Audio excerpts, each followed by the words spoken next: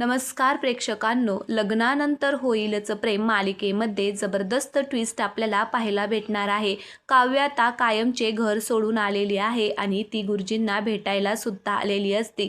त्यावेळेस गुरुजी तिला म्हणत असतात की काव्या, अजून तुझा खडतर प्रवास संपलेला नाहीये, तुला अजून खूप सारे भोग भोगायचे आहेत आणि त्याची सुरुवात आता झालेली आहे।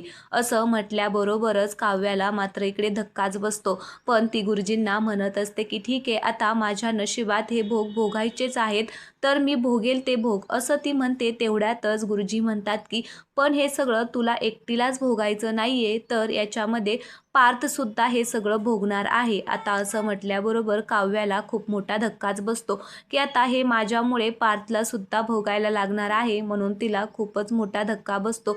ती आता गुरुजींना म्हणत असते की गुरुजी, याच्यावरती काही सोल्युशन आहे का? तर इकडे दुसरीकडे आपण पाहतो की काव्याचे सामान दिसत नाही, म्हणून पार्थ आता खूपच चिडचिड करत असतो आणि तो मानिनीला म्हणत असतो की आई, खरंच तुला माहीत नाहीये का ग काव्या कुठे गेलेले आहेत ते? त्यावेळेस मानिनी गप्पच बसते, काहीच बोलत नाही। तर आता पार्थला थोडीशी शंका आलेली असते मानिनीवरती की ह्या दोघींचं नक्कीच काहीतरी बिनसलेलं आहे, म्हणून तो सारखा मानिनीला विचारत असतो, पण मानिनी गप्पच बसलेली असते। पण थोड्या वेळाने मानिनीला सुद्धा आता रागच येतो आणि ती पार्थला म्हणत असते की ती तुला कायमचं सोडून गेलेली आहे। असं म्हटल्याबरोबरच पार्थला खूपच मोठा धक्का बसतो। त्यावर मानिनी पुन्हा म्हणते की तुला आता तिच्याशिवाय जगण्याची सवय लावावी लागेल। आता असं म्हटल्याबरोबर पार्थला कळतच नाही, तो म्हणतो काय आई, अगं काय बोलते ती, असं कसं मला त्या सोडून जातील? आता तो विचारच करत बसलेला असतो। दुसरीकडे आपण पाहतो की रम्या आणि वसुआत्या आता कॅफेमध्ये आलेल्या असतात।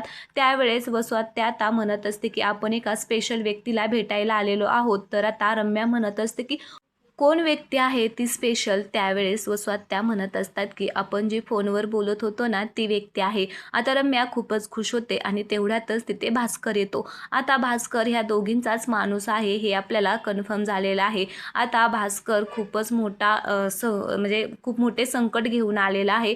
तर येथेच थांबूया, धन्यवाद।